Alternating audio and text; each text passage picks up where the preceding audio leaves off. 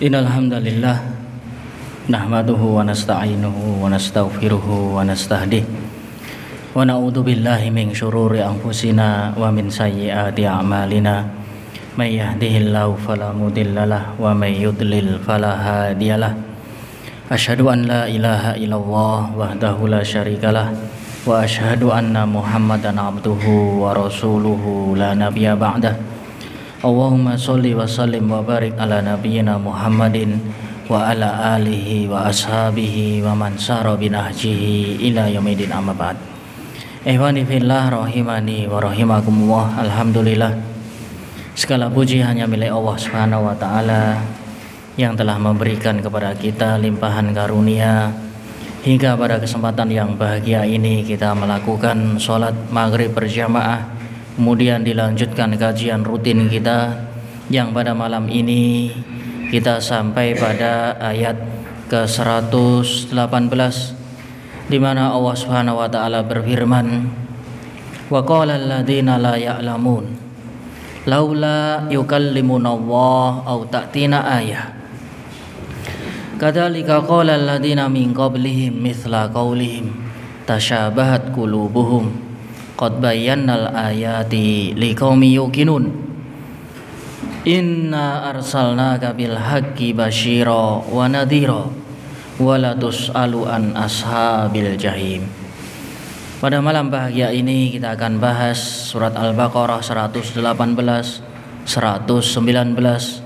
di mana Allah Subhanahu wa taala berfirman, wa qala alladziina la ya'lamun, dan berkata orang-orang yang tidak mengetahui, orang-orang yang tidak berilmu, orang-orang yang tidak berpengetahuan, orang-orang yang tidak memiliki agama. Apa kata mereka? Laula yukallimunallah, kalau seandainya Allah mengajak bicara kita ini, kita sebagai masyarakat, umat dari para nabi, pengikut nabi, diajak bicara secara langsung oleh Allah Subhanahu wa taala. Au ta'tina ayah, atau minimal kita diberikan tanda akan keagungan Allah. Maka Allah Subhanahu wa taala menjawab, kadzalika, demikianlah perkataan orang-orang sebelum mereka, orang yang tidak beriman zaman dahulu kala juga demikian. Baik yang hidup di masa Nabi, di masa nabi-nabi dahulu, Nabi Nuh, ya Nabi Idris, Nabi Musa, Nabi Ibrahim, Nabi Ishak, Nabi Yakub, mereka juga demikian. Mereka mintanya kalau diajak bicara secara langsung oleh Allah Subhanahu wa taala. Maka di sini dikatakan kadzalik, maka demikianlah perkataan orang-orang sebelum mereka, serupa dengan hati-hati mereka. Yang namanya orang tidak beriman sejak zaman dahulu kala hingga hari kiamat, pola pikirnya satu. Apa? Hati mereka ingkar kepada Allah, tidak mau beriman, mencari alasan. Dan di sini Allah katakan qad bayyannal ayat liqaumi yuqinun, dan sungguh kami telah turunkan, jelaskan ayat-ayat yang begitu jelas bagi orang-orang yang yakin, bagi orang-orang yang beriman. Orang yang beriman tidak perlu banyak permintaan kepada Allah. Apa yang ada diimani. Kemudian ayat yang selanjutnya, inna arsalnaka bil haqqi basyira wa nadhira, dan sesungguhnya kami, kata Allah, telah mengutus engkau wahai Muhammad dengan membawa kebenaran. Dengan kebenaran tersebut engkau memberikan kabar-kabar gembira dan memberikan kabar peringatan. Dengan kebenaran yang datang dari Allah, baik itu Al-Quran, baik itu As-Sunnah, semua memiliki dua fungsi: memberi kabar gembira bagi orang-orang yang taat, tunduk, patuh kepada Allah, dan memberikan kabar peringatan, ancaman, azab bagi yang tidak mau mentauhidkan Allah, yang tidak mau menyembah Allah, yang tidak mau mengikuti Nabi dan Rasulnya. Wala tus'alu an ashabil jahim, dan engkau tidak akan pernah ditanya tentang pertanggungjawaban orang-orang yang masuk ke dalam neraka jahim. Tidak ada urusannya. Nabi seorang nabi, dia adalah manusia yang Allah utus. Adapun orang-orang yang masuk ke dalam neraka, penghuni neraka, Nabi tidak ada pertanggungjawaban, tidak ditanya kenapa mereka masuk neraka, kenapa si fulan kekal di neraka. Tidak ada pertanggungjawaban atas dirimu, wahai Nabi yang mulia, tentang mereka siapa-siapa yang masuk ke dalam neraka. Ikhwani fillah rahimani wa rahimakumullah. Ayat ini ya berbicara kepada kita masih dalam konteks ya ucapan-ucapan orang-orang Yahudi. Sebagian ahli tafsir mengatakan ayat ini turun kepada musyrik Mekah yang mereka berpaling kepada Nabi SAW, selalu meminta tanda dari Allah. Mereka menginginkan agar mereka diajak bicara secara langsung oleh Allah Subhanahu wa taala, bukan hanya Nabi saja. Maka hal yang semacam ini tidak logis. Karena yang namanya manusia yang diajak bicara oleh Allah berarti dia nabi, berarti dia rasul. Maka manusia awam bukan nabi, bukan rasul, dia hanya pengikut nabi, pengikut rasul. Kalau manusia seluruhnya kemudian diajak komunikasi, bicara secara langsung oleh Allah Subhanahu wa taala, berarti seluruh manusia menjadi nabi dan rasul, dan ini mustahil.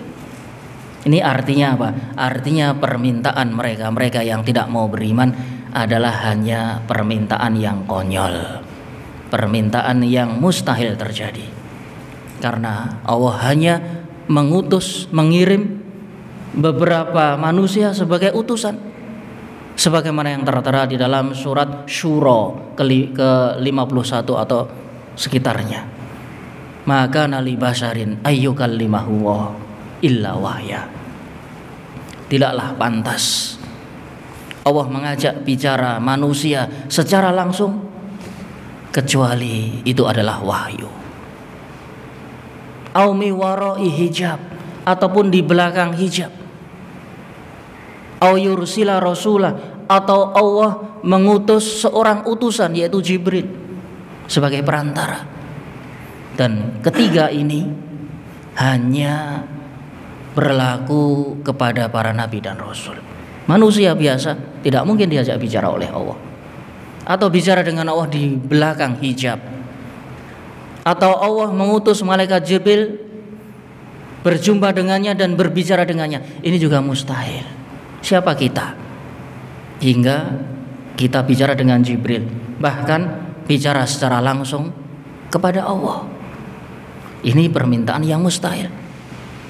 Fayuhi bi'idnihi ma yasha. Maka dalam surat Syura tersebut Allah lanjutkan, dan Allah hanya memberi wahyu kepada orang-orang tertentu saja yang Allah pilih. Para nabi, para rasul, mereka adalah pilihan Allah. Allah tahu hati mereka bersih, Allah tahu ya kehidupan mereka bersih, sehingga layak dijadikan sebagai utusan, penengah antara Tuhan dan para manusia. Sedangkan diri kita ataupun masyarakat biasa ataupun pengikut Nabi tidak akan mungkin untuk diajak bicara oleh Allah. Mustahil. Itu akan terjadi kapan?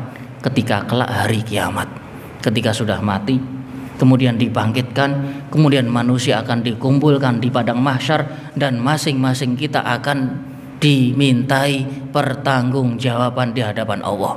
Sebagaimana hadis Nabi SAW, ma min ahadin illa sayukallimuhu rabbuh. Tidaklah seorang di antara kalian kecuali kelak akan berkomunikasi dengan Tuhannya secara langsung, tanpa ada perantara malaikat Jibril, secara langsung. Kapan itu? Setelah hari kiamat. ketika manusia dikumpulkan di padang mahsyar dalam rangka pertanggungjawaban. Orang-orang yang tidak beriman akan kaget. Dia tidak mengira akan hidup kembali. Lebih-lebih berjumpa dengan Allah secara langsung untuk mempertanggungan jawab amal mereka. Sehingga yang ada hanyalah penyesalan. Yang ada hanyalah manusia-manusia akan digiring ke neraka jahim. Di sini berkata ya di dalam tafsir Al-Muyassar wa qala al-jahalah, dan berkata orang-orang bodoh dari kalangan ahli kitab, wa ghairuhum, dan selain mereka, baik dari Yahudi Nasrani ataupun termasuk orang musyriki Arab, sebagaimana dikatakan sebagian ahli tafsir, ayat ini turun kepada musyrik Arab. Sebagian yang lain berpendapat ayat ini masih berbicara tentang Yahudi yang hidup di zaman Nabi. Kehidupan mereka sama. Pendahulu-pendahulu mereka yang hidup di zaman Nabi Musa, yang hidup di zaman Nabi sama. Apa persamaannya? Mereka ingkar kepada nabinya. Kalau dahulu ketika di zaman Nabi Musa ingin meminta kepada Nabi Musa melihat Allah secara terang-terangan, bukan hanya bicara, ingin melihat secara mata kepala. Ini kan perbuatan yang tidak pantas. Arinallaha jahrah. Mereka dahulu lantang meminta permintaan kepada Nabi Musa untuk melihat Allah terang-terangan mata kepala. Itu pendahulu-pendahulu mereka. Orang-orang yang hidup di zaman Nabi Muhammad juga demikian. Mereka meminta untuk bicara dengan Allah secara terang-terangan, secara langsung. Sebagaimana nanti akan disebutkan oleh Al-Hafidz Ibnu Katsir di dalam tafsirnya, yaitu seorang Yahudi yang bernama Rafi' Ibnu Huraimilah datang kepada Nabi. Dia berkata, kami bangsa Yahudi yang hidup di zaman engkau wahai Muhammad tidak akan beriman kepada engkau sampai kita diajak bicara kepada Allah secara langsung, sebagaimana engkau berbicara dengan Tuhanmu. Subhanallah, sama. Maka di akhir ayat ini dikatakan tasyabahat qulubuhum, hati mereka sama persis, ingkar. Ya, pendahulu mereka juga ingkar. Maka di zaman Nabi yang hidup menjadi cucu-cucu mereka juga sama, tabiatnya sama persis. Apa? Ingkar kepada Allah Subhanahu wa taala. Maka di sini dikatakan, ya, mereka berkata kepada nabinya Muhammad sallallahu alaihi wasallam ala sabilil inat, dan mereka dalam keadaan sombong dan ingkar. Halla yukallimunallah mubasyarah. Bagaimana Muhammad kalau seandainya kita bicara dengan Allah secara terang-terangan, tanpa wasithah, tanpa perantara. Engkau kan bicara dengan Allah, maka beri kesempatan untuk kita untuk bicara dengan Allah juga. Kalau engkau benar-benar seorang Rasul, utusan Tuhan, nah, minimal au ta'tina mu'jizah minallah, minimal engkau datangkan kepada kami ini mukjizat yang besar. Engkau memiliki mukjizat, coba kami juga beri mukjizat, minta pada Tuhanmu agar orang-orang ini diberi mukjizat, diberi kemampuan yang di luar kebiasaan. Kan ini permintaan yang tidak normal. Ini permintaan yang mustahil. Yang namanya mukjizat itu hanya diberikan kepada orang-orang yang beriman dan diberikan kepada pilihan para manusia, yaitu nabi dan rasul. Kalau diberikan kepada masyarakat secara umum, itu namanya bukan mukjizat. Tidak jadi mukjizat lagi. Yang namanya mukjizat adalah tanda, ya, penguat, tanda kebenaran bahwasanya orang tersebut diutus oleh Allah. Sedangkan mereka apa? Siapa yang mengutus mereka? Kok minta mukjizat dari Allah Subhanahu wa taala? Allah tidak memilih mereka. Di dalam hadis Rasulullah SAW mengatakan, Innallaha astafani, Allah memilihku.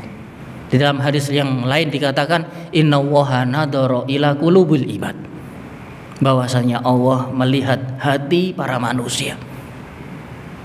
Maka menjumpai hati Nabi Muhammad SAW adalah hati yang paling bersih.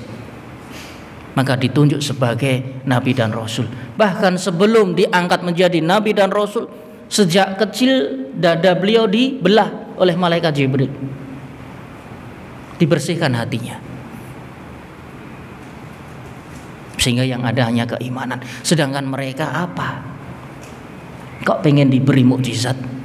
Hati mereka kotor, hati mereka tidak bersih, bahkan tertanam kekufuran yang nyata sejak dahulu kala dari pendahulu mereka.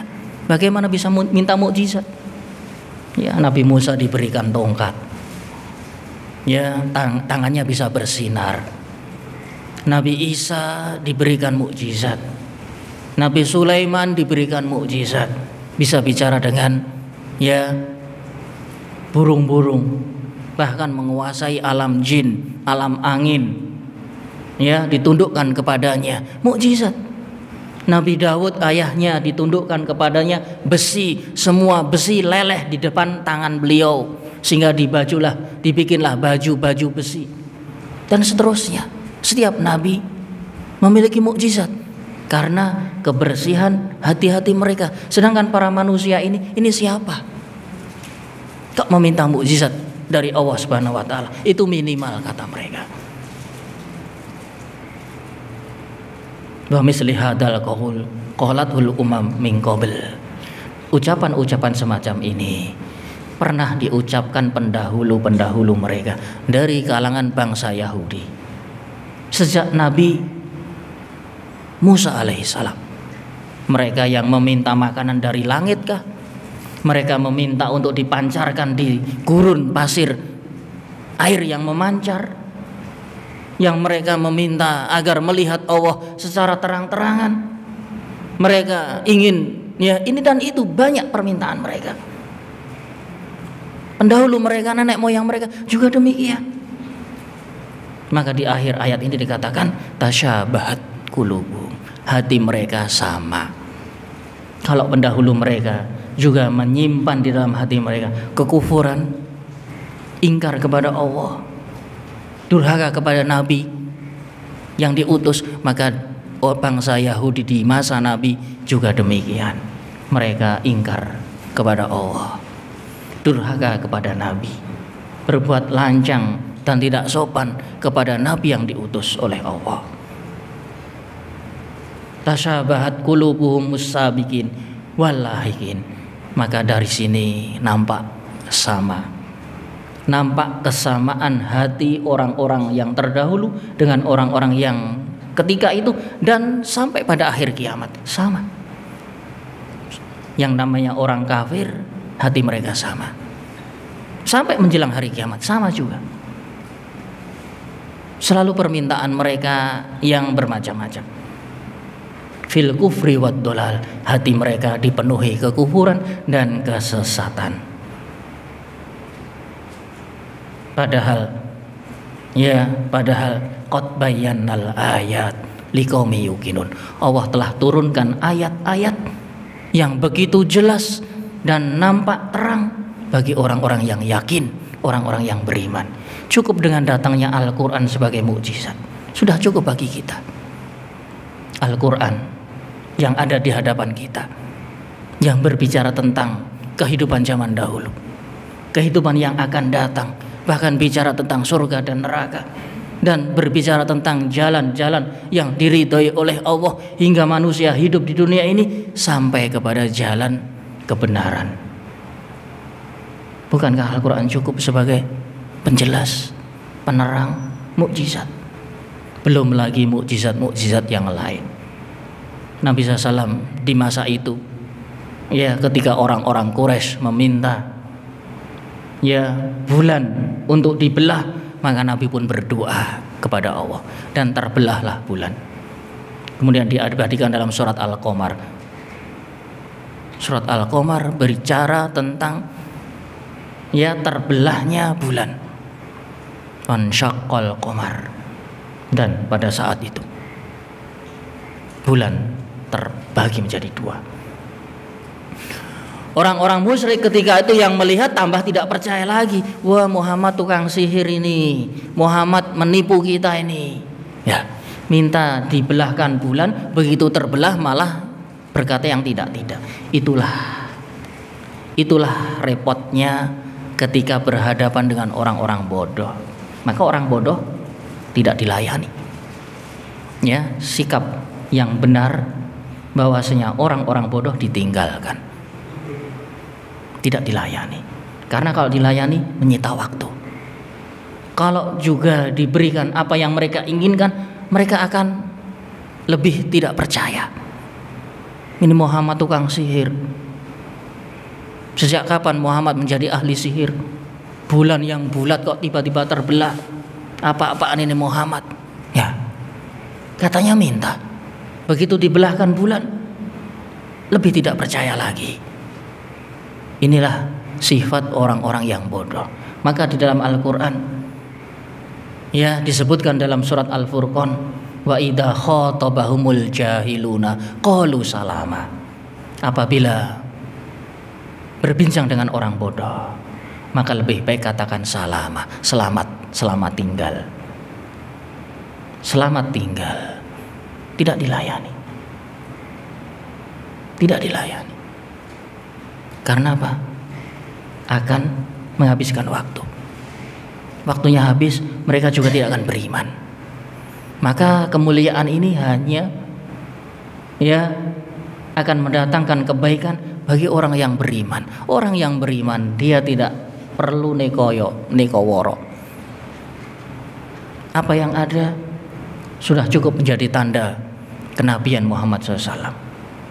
Ya, belum lagi sejak kecil orang-orang Yahudi juga tahu ketika Nabi SAW belum diangkat menjadi Nabi, menjadi Rasul, pernah pergi ke Syam. Dan para pendeta saat itu melihat awan selalu mengikuti perjalanan Nabi SAW, menaungi, sehingga Nabi SAW tidak tersentuh panas. Itu masih muda belia, umur 20-an, ketika berdagang dengan Khadijah dari Mekah menuju Syam. Mendung, awan, mega itu berada di rombongan Nabi SAW. Maka para pendeta pun yang melihat ini tanda seorang Nabi akan datang. Mereka membaca kitab, mereka tahu, tapi pada akhirnya mereka ingkar ketika tahu sosok Nabi tersebut dari bangsa Arab. Mereka kafarubi, ingkar kepadanya, tidak rela kalau kenubuahan jatuh kepada bangsa Arab, tidak jatuh kepada orang-orang Yahudi. Hatta kalaupun turun kepada orang Yahudi, mereka juga akan bunuh. Nabi sebelumnya kan Nabi Isa. Mengapa mereka bunuh? Mereka mengejar Nabi Isa, mau diapakan? Mau dibunuh. Padahal Nabi Isa juga kalangan Bani Israel. Maka kalau untuk mencari puas hati seseorang tidak akan bisa.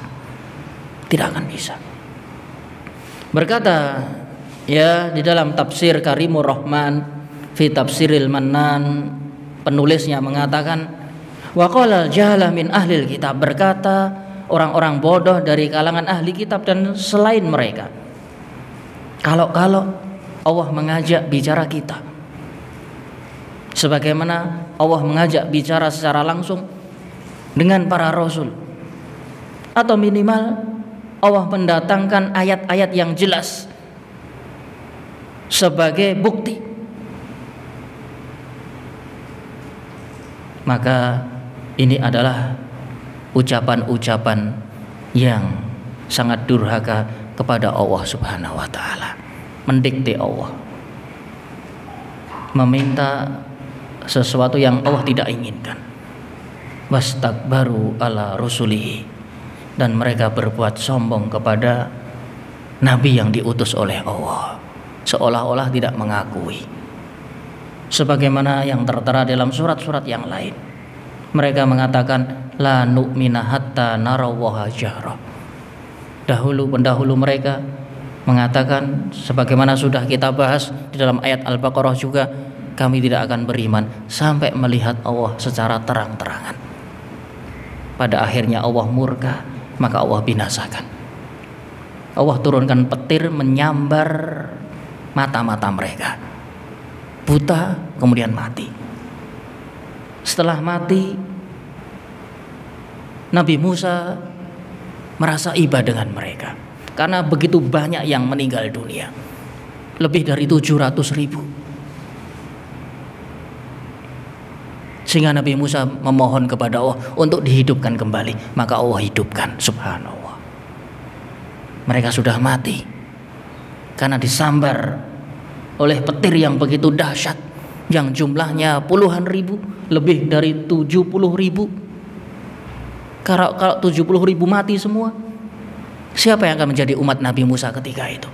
Maka akhirnya Allah mengabulkan permintaan Nabi Musa, Allah hidupkan kembali. Dan itu juga tidak menyelesaikan, masih ingkar lagi. Subhanallah. Yang namanya orang kafir, ya kafir.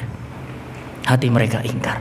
Kalau mereka mati kemudian dihidupkan kembali, di dunia juga akan kafir kembali, maka tidak akan selesai.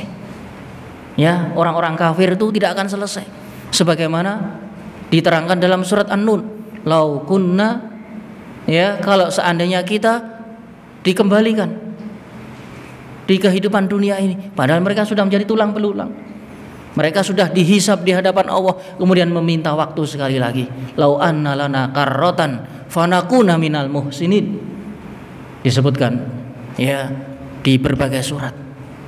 Wahai Allah, kalau seandainya Engkau beri peluang kepada kita, orang-orang kafir ini, untuk hidup sekali lagi, niscaya kami akan menjadi orang-orang yang berbuat ihsan, menjadi orang muhsin, yang beribadah kepada Engkau dengan baik.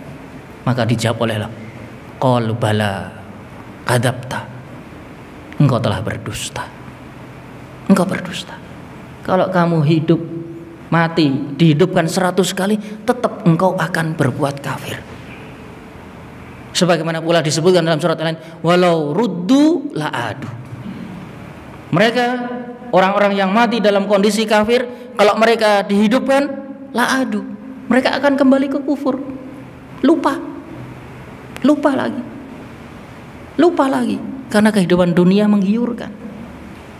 Sedangkan orang kafir, mereka tidak tahan, walaupun pernah mati, walaupun pernah Allah berikan ampunan, ketika begitu bercokol di dunia lagi, dia akan ingkar lagi.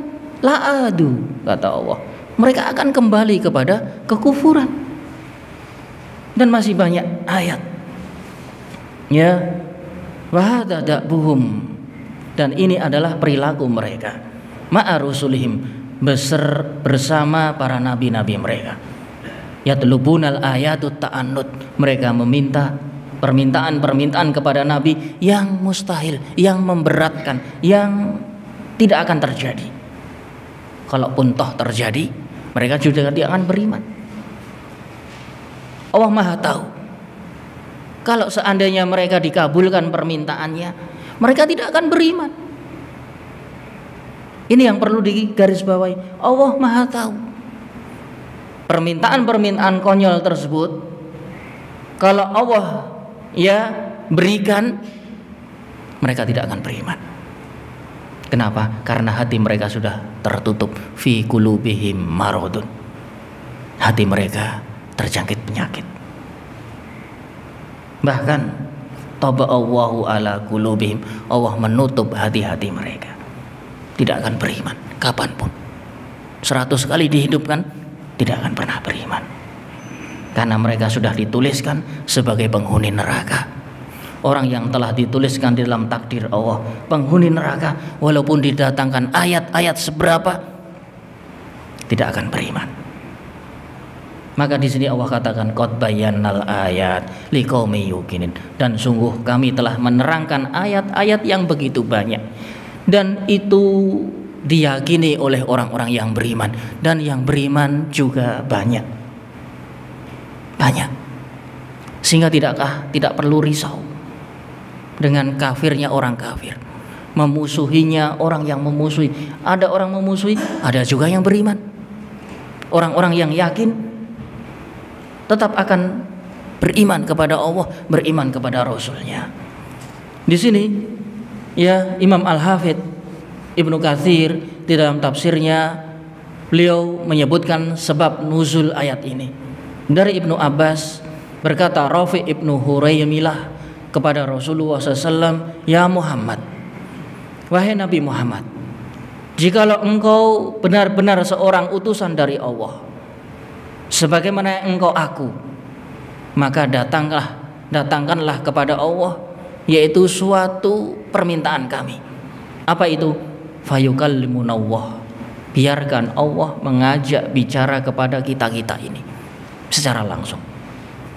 Hatta nasma' kalamah, sampai kita mendengar ucapan Allah. Ini kan durhaka. Mereka ingin mendengar ya ucapan Allah secara langsung. Siapa mereka? Padahal disebutkan dalam surat Syura tersebut tidak ada yang mungkin bisa diajak bicara oleh Allah secara langsung kecuali dengan wahyu, atau kecuali di dalam belakang hijab, ataupun dengan diutusnya seorang utusan, yaitu perantara, yaitu Jibril. Selain 3 hal ini mustahil. Dan ini hanya berlaku kepada Nabi dan Rasul. Selain Nabi dan Rasul tidak akan terjadi. Fa anzalallahu hadhil ayah, maka Allah turunkan ayat ini. Sehingga ayat ini masih berlaku kepada mereka-mereka Yahudi yang hidup di zaman Nabi. Waqala alladziina la ya'lamun, dan berkata orang-orang yang tidak berpendidikan, orang-orang yang tidak memiliki ilmu, kalau seandainya Allah mengajak bicara kita secara terang-terangan, ataupun mendatangkan tanda kepada kita kebesaran Allah, beri kepada manusia-manusia itu mukjizat, maka ini adalah ucapan-ucapan yang congkak, yang sombong, yang tidak mau menerima kebenaran Nabi Muhammad Sallallahu Alaihi Wasallam. Ini adalah suatu ya kedurhakaan, dan ini terjadi pula di zaman Nabi Musa. Di zaman Nabi Musa ya mereka meminta banyak permintaan. Wa qala alladziina la yarjuna liqa'ana laula unzila alainal malaikah aw nara rabbana. Berkata orang-orang yang tidak menghendaki perjumpaan dengan Allah, mereka tidak menghendaki berjumpa dengan Allah, artinya mereka tidak beriman. Orang tidak beriman tuntutannya macam-macam. Apa di antara tuntutan mereka? Laula unzila alainal malaikah, kalau Allah menurunkan malaikat di hadapan kita. Siapa mereka? Kok minta melihat malaikat secara langsung? Kok yang hanya melihat dan didatangi malaikat hanya Nabi dan Rasul, kenapa masyarakat biasa tidak? Ya mereka kan bukan Nabi. Karena Allah hanya mengutus para malaikat untuk para nabi, sedangkan mereka adalah pengikut Nabi. Maka ini permintaan-permintaan yang terlalu ya memberatkan dan tidak berarti sama sekali. Au nara rabbana, ataupun kami melihat Allah secara jelas. Kalau kamu melihat Allah, kamu tidak akan balik lagi. Artinya orang tidak akan bisa berjumpa dengan Allah kecuali setelah kematian. Bila sudah mati tidak akan kembali lagi ke dunia. Apakah mereka ingin mati kemudian berjumpa dengan Allah, setelah itu tidak balik lagi ke dunia? Maka Allah akan kabulkan. Dan lihat bagaimana orang-orang kafir di zaman para nabi-nabi mereka. Lihat umatnya Fir'aun, ribuan jutaan manusia Allah tumpas dalam sekejap. Yang mereka berjalan di dasar laut, yang ketika itu mengikuti Nabi Musa, laut terbelah menjadi 2, sisi kanan sisi kiri seperti gunung. Begitu Nabi Musa sudah sampai pada ujung jalan dan mereka di tengah-tengah dasar laut, Allah kembalikan, dihantam berapa juta mereka, pasukan Fir'aun berguguran. Mudah bagi Allah untuk mengadab suatu kaum. Lihat umatnya Nabi Nuh, dalam sekejap terjadi tsunami yang begitu besar, seluruh makhluk, tumbuhan, hewan, tidak ada yang tersisa. Tidak ada yang tersisa. Mudah bagi Allah menghadap suatu kaum.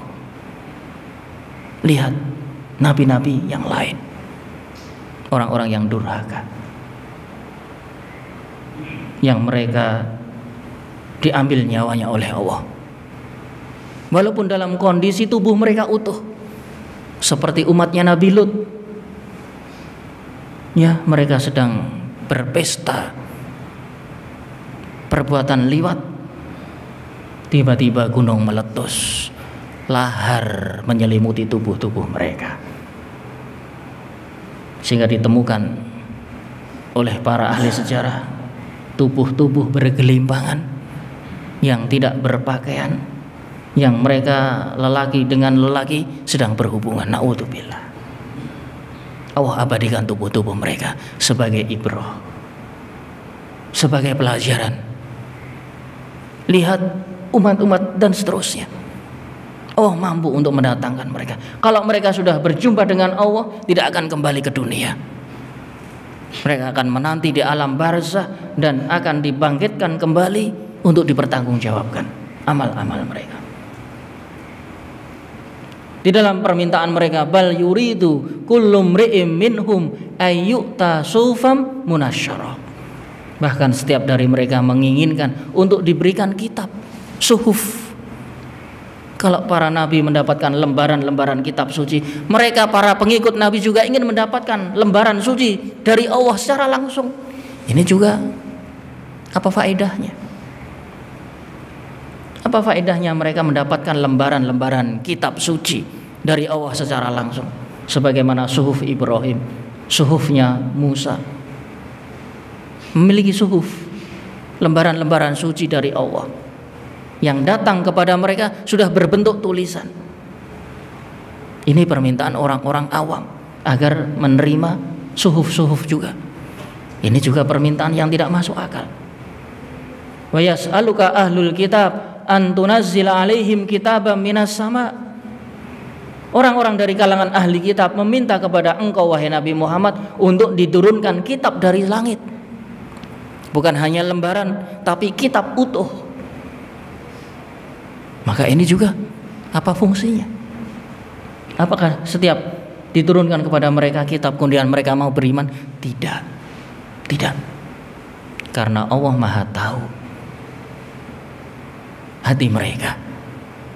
Walaupun apapun yang Allah turunkan, mereka tidak akan beriman. Wa id qultum ya Musa lan nu'mina laka hatta narawwahu jahra. Mereka berkata kepada Nabi Musa, kami tidak akan beriman kepada Allah sampai melihat terang-terangan Allah Subhanahu wa taala. Ini semua ya tidak berguna. Kalau toh mereka melihat Allah, mereka juga tidak akan beriman.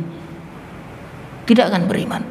Maka dikatakan di ayat ini, tasyabahat qulubuhum, hati-hati mereka serupa dengan pendahulu-pendahulu mereka.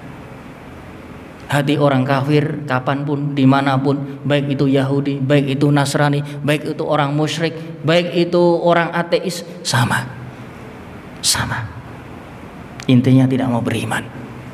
Zaman dahulu, sekarang, esok akan datang, menjelang hari kiamat sama. Pola-pola mereka sama, tidak akan berubah. Wa kadzalika ma atal ladina min qablihim mir rasulin illa qalu sahirun aw majnun. Bahkan kalaupun Allah memberikan permintaan mereka, mereka akan menuduh kepada para nabi, para rasul sebagai tukang sihir atau orang gila. Sebagaimana tadi ketika bangsa jahiliyah melihat di suatu malam bulan purnama tiba-tiba terbelah menjadi dua, mereka menuduh Nabi Muhammad sebagai tukang sihir. Nabi Muhammad menyihir mata-mata kita. Apa fungsinya coba? Ya, meminta permintaan yang tidak masuk akal ini. Qad bayyanal ayat, dan sungguh kami terangkan ayat tersebut ya bagi orang-orang yang beriman. Al-Quran cukup sebagai tanda kebenaran Rasulullah SAW. Kemudian di ayat selanjutnya Allah tegaskan, inna arsalnaka bil haqqi basyira wa nadhira. Sesungguhnya kami, kata Allah, telah mengutusmu wahai Muhammad dengan kebenaran. Siapa yang ragu, siapa yang menolak, siapa yang menentang, siapa yang ingkar bahwasanya Allah mengutus Nabi dengan hak, dengan membawa kebenaran, tidak ada samarnya, tidak ada keraguannya. Hanya orang-orang kafir yang ragu akan kebenarannya. Innal ladzina haqqat alaihim kalimatu rabbika la yu'minun. Sesungguhnya orang-orang yang telah Allah tuliskan di hati-hati mereka ketidakberimanan, maka sampai kapanpun mereka tidak akan beriman. Hatta lau ja'athum kulla ayat, walaupun tanda-tanda kebesaran Allah datang satu persatu menyapa mereka, la yu'minun, mereka tidak akan beriman. Kenapa? Karena hati mereka sudah tidak layak menerima kebenaran, tidak layak. Maka apapun yang datang tidak akan berfungsi. Maka dengan ini Allah mengutus Nabi Muhammad dengan membawa kebenaran. Dengan kebenaran tersebut ia memberi peringatan kepada orang-orang yang ingkar, yang congkak, yang tidak mau beriman, dan memberi basyir, kabar gembira bagi orang-orang yang taat. Di dalam ayat-ayat Al-Quran penuh dengan basyir wa nadhir, kabar-kabar gembira, kisah orang-orang yang masuk surga, kenikmatan surga, siapa-siapa saja yang bakal masuk surga, kenikmatan apa yang akan mereka dapatkan, dipenuhi dengan kisah-kisah penghuni surga. Dan sebaliknya di Al-Quran juga diterangkan siapa-siapa orang-orang yang ingkar kepada Allah, bagaimana balasan mereka di alam kubur, di hari kebangkitan, dan lebih jelasnya di neraka. Diterangkan secara gamblang di dalam surat-surat yang panjang, bahkan di dalam surat-surat yang pendek. Siksa, azab bagi orang-orang yang menolak peringatan Nabi SAW. Wala tus'alu an ashabil jahim, dan engkau tidak dimintai pertanggungjawaban tentang orang-orang yang masuk ke dalam neraka jahim. Tidak ada urusannya. Dikarenakan orang-orang yang masuk ke dalam neraka jahim dikarenakan perbuatan dan amal mereka. Tidak ada sangkut pautnya dengan Nabi SAW yang membawa kebenaran. Karena kebenaran sudah diterangkan, kebenaran sudah disampaikan, sehingga tidak ada uzur lagi. Sehingga tidak ada manusia mengatakan belum datang kepada kami peringatan, ma ja'ana mim basyir. Dan itu sudah Allah bantah ketika orang-orang kafir yang mereka akan berkata lantang di hadapan Allah, belum datang kepada kami orang yang memperingati kami, belum datang kepada kami kebenaran. Maka Allah jawab, faqad ja'akum basyirun wa nadhir, bahkan telah datang kepada kalian kabar gembira dan kabar peringatan. Hanya saja mereka tidak mau mengikuti. Hanya saja mereka yang tidak mau beriman. Termasuk orang beriman ataupun orang kafir di saat sekarang ini. Ini pengajian-pengajian banyak, baik secara langsung, secara online, di media-media banyak. Apa alasannya mereka ingkar kepada Allah? Coba kita tanya orang-orang yang kafir yang hidup di sekarang ini, apa alasannya mereka ingkar kepada Allah? Apakah tidak sampai kebenaran kepada mereka? Apakah mereka tidak mengetahui kebenaran? Apa alasannya? Hanya keengganan saja, enggan untuk mengikuti. Maka dikatakan dalam hadis, kullukum yadkhulunal jannah. Kalian wahai umat yang diutus setelah bangkitnya Nabi Muhammad SAW, semua akan masuk surga kecuali yang enggan. Orang yang enggan. Umat Nabi Muhammad semuanya masuk surga kecuali yang enggan. Siapa orang-orang yang enggan? Adalah orang-orang yang kafir. Mereka mendengar kok Nabi Muhammad itu. Mereka tahu Al-Quran, bahkan isi-isinya mereka tahu. Apa yang menghalangi mereka untuk tidak tahu dari isi Al-Quran? Pengajian banyak, secara langsung, non langsung, tulisan-tulisan banyak. Apa yang menghalangi mereka? Mereka besok tidak akan bisa berhujah. Begitu disiksa di hadapan Allah dan dikatakan, apakah tidak datang kepada kalian orang-orang yang memberikan peringatan, memberikan penjelasan, memberikan kebenaran? Maka dibantah oleh Allah, faqad ja'akum basyirun wa nadhir. Telah datang peringatan-peringatan, para mubalighin, para penceramah, para ahli ilmu, para ulama. Hanya saja engkau tidak mau meluangkan waktu. Datang, sudah datang. Ada, sudah ada. Hanya saja mereka tidak berkeinginan. Mereka enggan.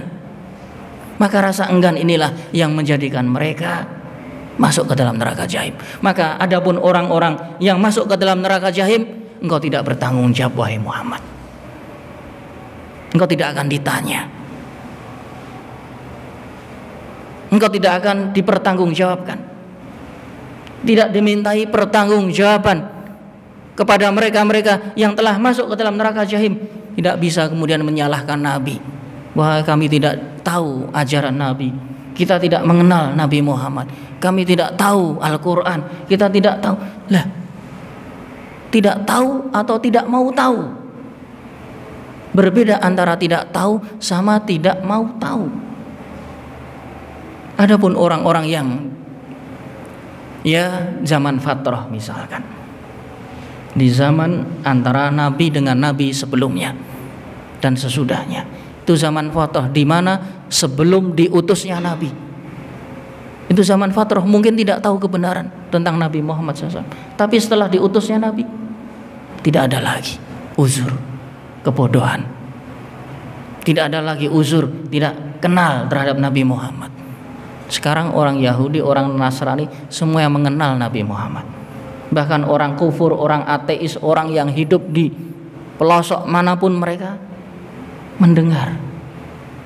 Hanya saja mereka enggan untuk mengikuti, enggan untuk mempelajari, tidak mau bertanya. Coba bandingkan dengan urusan dunia, urusan makan, urusan mendapatkan uang, mereka belajar, bahkan membayar. Ya, manusia zaman sekarang nih coba belajar dari SD, SMP, SMA, kuliah, S1, S2, S3 dalam rangka untuk sekelumit harta. Mereka mau berjuang. Sekarang kita tanya balik, kamu untuk kehidupan akhirat kamu tidak mau berjuang, berpangku tangan? Mana orang yang pandai dan orang yang bodoh? Sekarang sekolah-sekolah pendidikan Islam yang sangat murah meriah saja, mereka orang berkeluh kesah. Padahal kalau dibandingkan dengan parkir sepeda di bandara, setiap harinya dipungut sekian-sekian, sebulan jatuh sekian, mereka membayar sukarela untuk menyekolahkan anak di pesantren, di pondok, di lembaga pendidikan Islam. Mereka mengeluh mahal. Kamu rela untuk kehidupan dunia, untuk sekelumit nasi, kamu membayar sampai kuliah,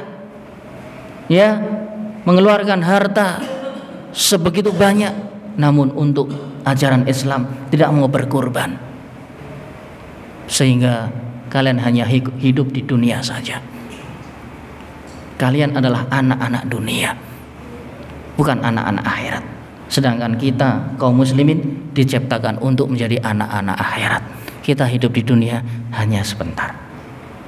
Kita di dunia hanya mencari bekal. Kita di dunia umurnya kurang dari 100 tahun. Setelah kematian, kemudian di alam barzah, kita akan dibangkitkan untuk hidup selama-lamanya hari kiamat. Apakah kita mengorbankan yang sedikit ini? Atau sebaliknya, kita berjuang untuk kehidupan yang kekal abadi? Maka di sini dikatakan wala tus'alu an ashabil jaim, dan engkau tidak bertanggung jawab atas orang-orang yang masuk dalam neraka. Sebagian ahli tafsir mengatakan bahwasanya ayat ini tidak boleh bagi kita memperbincangkan orang-orang yang telah masuk dalam neraka. Kenapa? Orang-orang yang masuk neraka dikarenakan dengan sebab amal-amal mereka, sehingga tidak boleh menyalahkan kepada orang lain, apalagi menyalahkan nabinya. Nabi Muhammad disalah-salahkan, atau mempersalahkan orang-orang yang berilmu. Tidak sampai kepada kita ilmu. Para penceramah, para mubalighin tidak menerangkan kepada kita. Yang tidak menerangkan siapa? Kajian berada di mana-mana. Kajian-kajian yang hak, yang benar, yang murni banyak. Walaupun di sana ada kajian-kajian bercampur candaan, bercampur bercampur banyolan, walaupun masih sedikit ilmu juga banyak. Minimal orang harus berusaha. Kalau di dalam urusan dunia mereka berusaha maksimal, kenapa di dalam urusan akhirat tidak berusaha maksimal? Sebagaimana paling tidak seimbang dengan urusan dunia. Mereka bekerja, mereka keluar rumah, mereka berusaha meluangkan waktu dari pagi sampai sore untuk mendapatkan sekelumit uang. Untuk akhiratnya mana? Kamu hanya berbekal untuk dunia, kamu lupakan akhirat. Wal akhiratu khairun wa abqa. Sedangkan akhirat lebih baik, lebih kekal. Wal akhiratu khairun laka minal ula. Dan akhirat itu lebih mulia daripada kehidupan pertama, kehidupan yang kekal abadi. Bagaimana bisa manusia meninggalkan kehidupan kekal abadi dalam rangka kehidupan yang fana ini? Bagaimana manusia bisa ridho kepada sedikit di dunia ini, kemudian meninggalkan yang banyak di sisi Allah? Maka kalau kita bekerja, bekerjanya karena Allah. Kita mencari nafkah, mencari nafkahnya untuk Allah, dibelanjakannya di jalan Allah. Hidup kita, waktu kita untuk Allah, kita gunakan semua untuk ibadah kepada Allah. Dengan itu dia di dunia bahagia, dan di akhirat dia akan bahagia. Bahagia dunia dan bahagia akhirat, itu yang selalu diminta oleh Nabi kita Muhammad sallallahu alaihi wasallam. Rabbana atina fid dunya hasanah wa fil akhirati hasanah. Dan lebih dari itu, wa qina adzabannar. Ya Allah, lindungilah kita, jauhkanlah diri kita dari siksa neraka. Apa faedahnya di dunia bergelimang harta, namun begitu mati dia disiksa selamanya? Apa faedahnya memiliki jabatan, memiliki harta, bergelimang harta, tanahnya melimpah ruah, begitu mati ditinggal semua, dia mendapatkan siksa? Karena harta-harta dunia dia mencapainya dengan hal-hal yang tidak dihalalkan. Apa faedahnya? Bahagianya yang dibayar dengan tangisan. Bahagianya dia berjuang sedemikian lelahnya, bekerja siang malam untuk mencari dunia, namun dia meninggalkan akhirat. Maka yang penting dia di dunia walaupun sederhana namun bahagia, karena kehidupan kita adalah kehidupan akhirat. Yang lebih penting dari itu semua, kita terhindar dari siksa neraka. Apa faedahnya memiliki harta banyak kalau kemudian dia disiksa? Apa fungsinya memiliki rumah mewah, gelar yang begitu banyak, harta, anak yang membanggakan, namun begitu mati dia disiksa, dia dibakar, tersiksa raganya, tersiksa arwahnya. Apa faedahnya? Begitu dimasukkan ke alam kubur, dia dihimpit oleh tanah. Tanah tidak menerimanya. Malaikat mendatanginya dan membawakan fitnah untuknya, sehingga disiksa di alam kubur, menunggu sampai tegaknya hari kiamat. Begitu tegak hari kiamat, mereka akan digiring ke dalam neraka jahim. Maka dalam ayat ini, wala tus'alu an ashabil jahim, maka wahai engkau Nabi yang mulia, kalian tidak akan bertanggung jawab atas masuknya orang-orang ke dalam neraka jahim. Itu perbuatan mereka, itu salah mereka, itu tingkah laku mereka, itu pilihan mereka. Sadar tidak sadar pilihan mereka, sehingga engkau tidak bertanggung jawab atas siapapun yang masuk ke dalam neraka jahim. Sampai di sini kajian kita. Subhanahu wa bihamdika asyhadu an la ilaha illa anta astaghfiruka wa atubu ilaik. Assalamualaikum warahmatullahi wabarakatuh.